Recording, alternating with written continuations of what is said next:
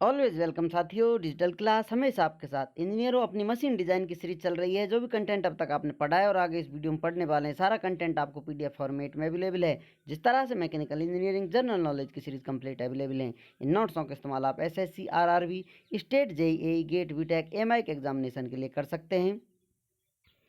अभी हम single plate clutch का इस्तेमाल कर ही रहे थे, हमारी ज़िंदगी में मल्टी प्लेट क्लच आ जाती है।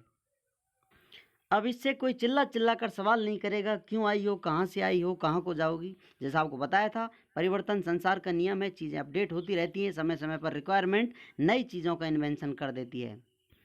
अभी तक जो आपने प्लेट देखी थी, शाफ्ट पर लगी हुई है, एक आपके डिस्क लगी हुई है, दूसरी शाफ्ट पर इस प्रकार से दूसरी डिस्क लगी हुई है। इनके मध्य में फ्रिक्शन हो रहा था, एक ही सेट बना हुआ था फ्रिक्शन का। अब यहाँ पर मल्टी प्लेट, आप इसे कह सकते हैं सिंगल प्लेट थी ये, या इनके मध्य में एक प्लेट हम इस्तेमाल कर रहे थे। अब इस प्रकार की 2-4 प्लेट इस्तेमाल कर दी जाए तो वो मल्टी प्लेट क्लच हो जाती है। जैसा कि यहाँ इस डायग्राम में आप देख सकते हैं, ये प्रेशर प्लेट है, ये फ्रिक्शन प्लेट है, ये प्रेशर प्लेट, फ्रिक्शन प्लेट, या जैसे क्लच प्लेट कह रहे हैं, ये प्रेशर प्लेट है। अब तक क्या हो रहा था, प्रेशर प्लेट थी, एक फ्रिक्शन प्लेट थी, फिर प्रेशर प्लेट थी, तो इसी के नाम पर सिंगल प्लेट देकर हम चल रहे थे। अब चलिए आपको कारण बता देते हैं मल्टीप्लेट क्लच क्यों आई हैं दुनिया में। मान लेते हैं ये अपनी क्लच प्लेट थी। अब इसकी साइज़ मैक्सिमम ये है, अब इससे अधिक आप नहीं कर सकते। कहीं कहीं आप कर सकते हैं, हो सकता है इतना प्लेट बढ़ा दें जैसी आपकी रिक्वायरमेंट है, इसको बिगर कर देते हैं। लेकिन कहीं कहीं आपको इससे भी छोटी प्लेट रखनी है, टॉर्क ट्रांसफ़र उतना ही चाहिए या अधिक टॉर्क ट्रांसफ़र चाहिए, जो आप नहीं कर पा रहे हैं छोटी प्लेट से। क्योंकि टॉर्क मान लेते हैं ये पॉइंट है, यहाँ से जितनी डिस्टेंस पर जाएंगे आप, जो फोर्स लग रहा है उतना ही टॉर्क बढ़ाता जाएगा। ये डिस्टेंस बढ़ेगी तो इसको आप पास लेके आएंगे, इतना कम कर देंगे, डिस्टेंस ये रहेगी तो टॉर्क ट्रांसफ़र कम होगा। साइज छोटी हो गई ये प्लेट की, लेकिन टॉर्क ट्रांसफ़र नहीं कर पा रही उतना। उसी का सॉल्यूशन देने के लिए मल्टीप्लेट क्लच सिस्टम में आता है, काम में आ रहा है। अब यहाँ पर देखिए, पहले आप देख लीजिए, दो सेट बने हुए हैं, ये दो डिस्क बनी हुई जो फ्रिक्शन प्लेट हैं, और जो ये 3 डिस्क लगाई दे रही हैं, आपको दिखाई दे रही हैं, ये सेट जो है 3 डिस्क का है, प्रेशर प्लेट का है। अब इनके मध्य में 4 पेयर ऑफ कॉन्टैक्टिंग सरफेस, जो 1 2 3 4, ये जितना कॉन्टैक्ट करेंगी तो पेयर बनेगा। ये 4 पेयर बने हुए हैं, 4 पेयर्स ऑफ कॉन्टैक्टिंग सरफेस। यहाँ पर घर्षण होने वाला है, फ्रिक्शन होने वाला है इनके मध्य में। आप कह सकते हैं ये नंबर ऑड होगा और जो सरफेस बनेंगे वो इवन होगा, क्योंकि हर बार आप प्लेट बढ़ाएंगे तो एक फ्रिक्शन के साथ एक और बढ़ानी पड़ेगी आपको। फ्रिक्शन के साथ प्रेशर प्लेट, फिर फ्रिक्शन प्लेट लगाएंगे, फिर आपको एक प्लेट और लगानी पड़ेगी, प्रेशर प्लेट। आपको एक और बेसिक जानकारी बता देते हैं, जो ये प्लेट है एक सेट बना हुआ है। मान लेते हैं ये सेट जो है ड्राइविंग शाफ्ट के साथ जुड़ा हुआ है और ये ड्रिवन शाफ्ट के साथ जुड़ा हुआ होता है। तो ये अलग अलग सेट होता है। जो सारी प्लेटें इस प्रकार से जुड़ी होती हैं, ये साथ साथ घूमेंगी एक साथ, और ये एक साथ घूमेंगी। किस प्रकार से इनका अरेंजमेंट होता है यहाँ आप देख सकते हैं। जैसा कि एक शाफ्ट लगी हुई है, इसमें इस प्रकार की प्लेटें बैठेंगी इसके अंदर। आप जितनी भी लगाएंगे 2 4 5 इस प्रकार लगाते जाएंगे। और दूसरी शाफ्ट ये है आपकी, इसमें इस प्रकार की प्लेटें बैठेंगी, जो आप जिन्हें प्रेशर प्लेट बोल रहे हैं। इनको आप इस प्रकार से लगाएंगे तो इनके मध्य में इस प्रकार से दूसरी प्लेट लग जाएंगे। अरेंजमेंट इस प्रकार से होगा, इनका एंगेजमेंट फॉर्मेट इस प्रकार से होगा। यहाँ एक शाफ्ट लगी हुई होगी, दूसरी शाफ्ट यहाँ लगी हुई होगी। अब ये आपस में इसी प्रकार जुड़ी होंगी, स्प्रिंगों से दबी हुई होंगी, तो इनके मध्य में फ्रिक्शन हो रहा होगा। क्लिच डिसएंगेज करते हैं तो इनके मध्य में डिस्टेंस हो जाती है, ये शाफ्ट घूमना रुक जाती है। जो ड्रिवन शाफ्ट है, ड्राइविंग शाफ्ट सिर्फ घूमती रहती है। यहाँ आप देख सकते हैं, जो ये शाफ्ट नज़र आ रही है, अरेंजमेंट नज़र आ रहा है, दूसरी ये शाफ्ट नज़र आ रही है, अरेंजमेंट आ रहा है। इसको इसके अंदर ले जाया जाए तो इस प्रकार से हॉलो पार्ट है इसका, इसमें ये अंदर चला जाएगा, लेकिन कुछ भी फ्रिक्शन नहीं इनके मध्य में, रोटेशन करेगा। क्योंकि इसका साइज ज़्यादा है, इसका कम है, तो इतनी मोटी शाफ्ट है मान लेते हैं, तो ये घूमती रहती है। इनको कनेक्ट करने के लिए इसमें प्लेट ऐड की जाती है, इसमें अलग प्लेट लगेगी, इसमें प्लेट है, फिर उनको दबाया जाता है तो ये कांटेक्ट में आते हैं, फ्रिक्शन से टॉर्क ट्रांसफ़र कर पाते हैं। जो मोशन इधर हो रहा है उसको इधर ट्रांसफ़र कर पाता है।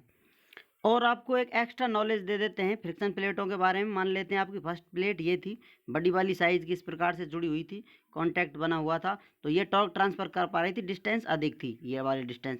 अब छोटी छोटी आपकी प्लेट लगी हुई हैं, मान लेते हैं इस प्रकार की प्लेट लगी हुई हैं, इसमें छोटी छोटी प्लेटें लगी हुई हैं। तो अब इसमें जो फोर्स लग रहा है सभी में बराबर है। इसमें जो फोर्स लग रहा है, मान लेते हैं 100 न्यूटन लग रहा है, 100 न्यूटन से जो फ्रिक्शन आएगा इसमें, वो फ्रिक्शन सेम रहेगा। इसकी साइज छोटी बड़ी करके आप टॉर्क को चेंज कर सकते हैं, मैग्नीट्यूड उसका बढ़ा सकते हैं। क्योंकि फ्रिक्शन मान लेते हैं आपका 80 न्यूटन आ जाता है, 80 न्यूटन पर एमएम मान लीजिए, पर एमएम स्क्वायर मान लीजिए, आप जिस प्रकार से इसे डिस्ट्रीब्यूट कर सकते हैं। अब आपका ये मैग्नीट्यूड सेम रहेगा इस फोर्स से जो प्राप्त हुआ है। आप इसे रेडियस बढ़ाते जाएंगे, डिस्टेंस बढ़ाते जाएंगे, तो इससे मल्टीप्लाई होगा तो आपका टॉर्क बढ़ता जाएगा। लेकिन यदि कहीं लिमिटेशन है छोटी, इस प्रकार से आप साइज को बड़ा नहीं कर सकते। तो अब आप क्या करेंगे, जो ये छोटी प्लेट लगी हुई हैं इनमें भी आपका मैग्नीट्यूड ऑफ फ्रिक्शन की वैल्यू 80 न्यूटन पर mm स्क्वायर से आएगी, जितनी फ्रिक्शन की वैल्यू आ रही है। mm स्क्वायर में एरिया हम डिस्ट्रीब्यूट कर देते हैं तो प्रेशर हो जाता है। आप डायरेक्ट मैग्नीट्यूड टोटल फ्रिक्शन प्राप्त हो रहा है 80 न्यूटन के बराबर प्राप्त हो रहा है। तो यहाँ पर जो आपको प्राप्त हो रहा था सेम फ्रिक्शन यहाँ पर प्राप्त होगा, फ्रिक्शन का मैग्नीट्यूड प्राप्त होगा, लेकिन यहाँ पर डिस्टेंस कम है। तो यहाँ पर मान लेते हैं इस डिस्टेंस कम है इसकी, और दूसरी यहाँ पर जो मैग्नीट्यूड लग रहा है सेम लग रहा है, यहाँ पर मैग्नीट्यूड लग रहा है, क्योंकि जो फोर्स लग रहा है सभी में, इस सेट के लिए अलग फोर्स लग रहा है, इस सेट के लिए अलग फोर्स लग रहा है, और सभी का फोर्स बराबर है। इसमें फ्रिक्शन सभी में अलग अलग आएगा, और जो डिस्टेंस है वो भी अलग अलग आएगी। मल्टीप्लाई करके इस टोटल जो टॉर्क ट्रांसफर कर रहा था उसका बराबर मैग्नीट्यूड दे देता है। आप चाहें तो यहाँ पर और प्लेट ऐड कर कर इससे भी अधिक टॉर्क ट्रांसफर करवा सकते हैं, क्योंकि बताया था आपको हर फ्रिक्शन पॉइंट पर, हर सरफेस पर आपको जो फ्रिक्शन मिलेगा सेम मिलेगा, और रेडियस जो छोटी इस्तेमाल कर रहे हैं आप मल्टीप्लाई करते चले जाएंगे तो मैग्नीट्यूड की तीव्रता बढ़ जाएगी। क्योंकि फ्रैक्शन जो है सरफेस पर डिपेंड नहीं करता है, उसकी वैल्यू आप सरफेस कम रखें या ज़्यादा रखें, जितना फ्रैक्शन हो रहा है उतना ही रहेगा। आप सरफेस चेंज करेंगे, एरिया चेंज करेंगे, उससे फ्रिक्शन में चेंज नहीं आता है। Torque transfer by multiplate clutch अब डायरेक्ट देख लेते हैं। जो टॉर्क ट्रांसफर होगा जितनी प्लेट लगी हुई हैं, जो फ्रिक्शन सरफेस बने हुए हैं उससे मल्टीप्लाई कर देंगे सिंगल प्लेट से। जैसा बताया था सिस्टम वही है, सेम प्रोसेस है वर्किंग करने का। Torque transfer by multiplate T multi is equal to N, T single के बराबर होगा, where N is total number of pair of connecting surfaces. जो कॉन्टैक्टिंग सरफेसेज हैं उनमें जो फ्रिक्शन हो रहा है सरफेसों में, उससे हम मल्टीप्लाई कर देंगे कितने सरफेस हैं, और सिंगल प्लेट में जो प्राप्त होता है सेम वही प्रोसेस है। इसी प्रकार से प्लेट लगती हैं, वही प्रेशर प्लेट, वही फ्रिक्शन प्लेट होती हैं। या आप एन की वैल्यू इस प्रकार लिख सकते हैं, N is equal to total plates minus 1, जो आपको सेम वैल्यू बताएगी। तो लेकिन जो फोर्स होता है एफ मल्टी प्लेट में जो फोर्स लग रहा है नॉर्मल फोर्स, और जो सिंगल प्लेट में फोर्स लगता है वो बराबर होता है। जैसा आपको बताया था पहले भी फोर्स उतना ही रहता है। और इसे समझने के लिए इस प्रकार से आप देख सकते हैं प्लेटें लगी हुई हैं लगातार, इधर से आपने फोर्स लगा दिया है तो इस फोर्स को यहाँ पर फिक्स प्लेट है कोई, इससे अधिक आगे नहीं जाने देगी, रिएक्शन देगी, तो रिएक्शन सभी का समान होगा। जैसा कि यहाँ आप देखना चाहें 10 न्यूटन है तो इधर से 10 न्यूटन लगेगा, इधर वापस 10 न्यूटन लगेगा, फिर वापस 10 न्यूटन लगेगा। तो इस प्रकार से एक्शन रिएक्शन चलता रहेगा। 1 10 न्यूटन 2, फिर इधर लेफ्ट राइट होता जाएगा। तो ये बैलेंसिंग फोर्स है, इसकी तीव्रता मैग्नीट्यूड चेंज नहीं हो रही है, क्योंकि ये कहीं से लॉस नहीं हो रहा है, और ये लास्ट में फिक्स है। जितना आप मान लेते हैं कोई वजन रखा हुआ है ऊपर तो फिक्स रहेगा, इसको आप कितना भी कट कर लें, वेट है जो फील हो रहा है वो सभी जगह बराबर प्राप्त हो रहा है। कट करके अलग करते जाएं इसमें से तो वेट कम हो जाएगा, लेकिन आप देखेंगे कहीं भी तो आपको जो ऊपर से वेट लग रहा है वो सेम लगेगा।